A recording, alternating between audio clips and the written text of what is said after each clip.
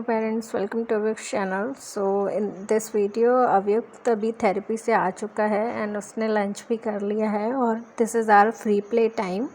तो free play में मैं उसको कोई भी एक सेंसरी एक्टिविटी या फिर राइम्स, इमिटेशन या ऐसी कोई एक्टिविटी करा देती हूँ जिससे उसको ये ना लगे कि उसको फोर्सफुली कुछ पढ़ाया जा रहा है।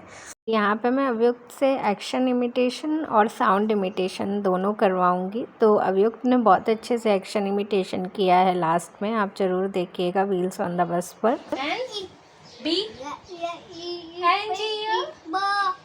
And bingo was Nemo. High five दो. High five. Touch mama Rosie. Touch mama. सो पहले अव्युक्त कम्प्लीटली नॉन वर्बल था, बट अब धीरे धीरे उसने साउंड इमिटेट करना स्टार्ट कर दिया है।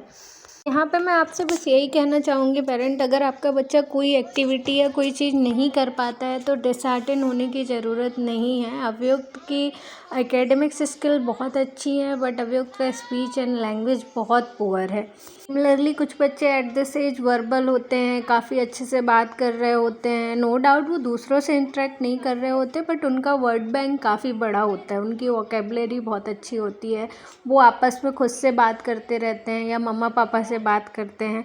तो वहाँ पे हमें उनके सोशल स्किल्स पे काम करना ज़रूरी होता है। बट जिन बच्चों का स्पीच ही नहीं है या अंडरस्टैंडिंग नहीं है, अगर हम उनको एकेडमिक्स में जंप करा देंगे या उनकी सोशल स्किल में काम करने लग जाएंगे तो वो क्या ही सीखेंगे। तो अव्युक्त को इस लेवल पे आने में 1.5 साल का टाइम लगा है। जब अव्युक्त का डायग्नोसिस हुआ था तब वो सिर्फ 2 साल का था और हमारे साथ दूसरे इश्यूज़ भी थे, तो हम शायद अव्युक्त के ऊपर उस समय उतनी ज़्यादा मेहनत नहीं कर पाए। इसलिए मुझे अभी भी लगता है कि शायद मैं अव्युक्त के साथ और बेटर कर सकती थी, बट मैं कर नहीं पाई। बट जब मैंने उसके साथ अच्छे से काम करना स्टार्ट किया, जब उसकी हेल्थ थोड़ी बेटर हो गई, तो हमें रिज़ल्ट काफ़ी अच्छे मिल रहे हैं।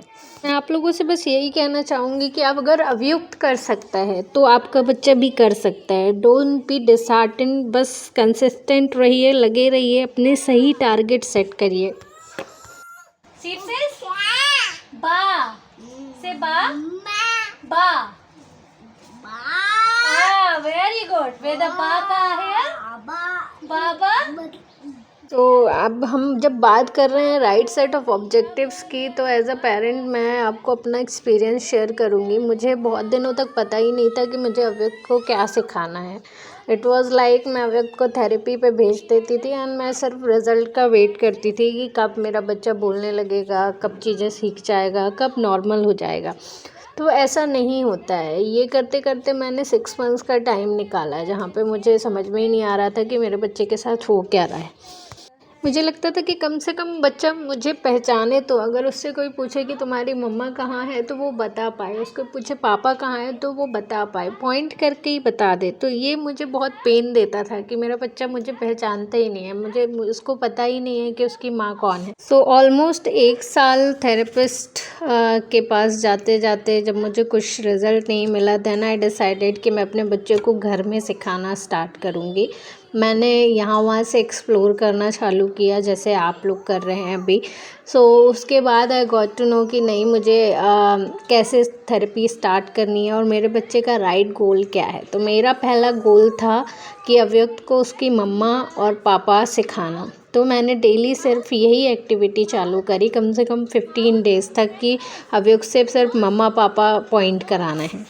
तो 15 डेज़ में अव्यक्त सीख गया और उससे मुझे भी बहुत मोटिवेशन मिला। मम्मा पापा को आइडेंटिफाई करना शायद वो पहली चीज़ थी जो मैंने अव्यक्त को घर पे सिखाई, और उसके बाद से मेरी जर्नी स्टार्ट हुई एज अ ऑटिज़म मॉम, और मैंने घर में काम करना स्टार्ट किया अव्यक्त के। सो ऐसे करके सबसे पहले मैंने अव्यक्त की पॉइंटिंग स्किल्स पे काम किया। तो कहीं भी लेके जा रही थी मैं बच्चे को, सिर्फ पॉइंटिंग करा रही थी। अव्यक्त पॉइंट करो कार, अव्यक्त पॉइंट करो ट्री, अव्यक्त पॉइंट करो प्लांट। ऐसे करके मेरा सिर्फ एक ही मोटिव था कि अव्यक्त को पॉइंटिंग सिखाना है। तो इसके बाद राइम इमिटेशन स्टार्ट किया हमने। सो राइम इमिटेशन आप देखिए अव्यक्त कितने अच्छे से करता है।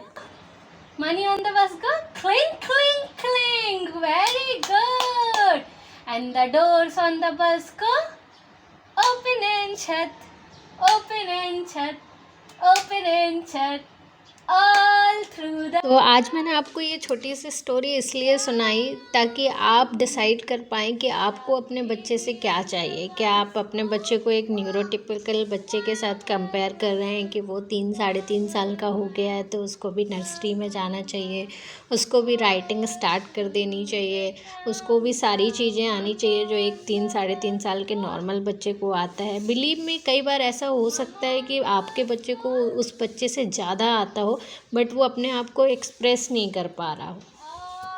तो आप ये मत समझिए कि आपके बच्चे में कोई कमी है। आप, क्योंकि अगर आप ही अपने बच्चे को कम समझेंगे तो फिर दुनिया तो कम समझेगी ही।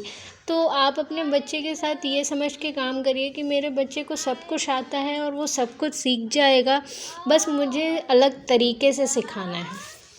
जब मेरे बच्चे का ब्रेन अलग है, उसकी वायरिंग अलग है, तो उसको सिखाने का तरीका भी अलग होगा। इसका मतलब ये नहीं कि मेरा बच्चा किसी से कम है। तो आई होप आज जो मैंने आपसे बातें करी हैं उससे आपको थोड़ा सा मोटिवेशन और सपोर्ट मिला होगा।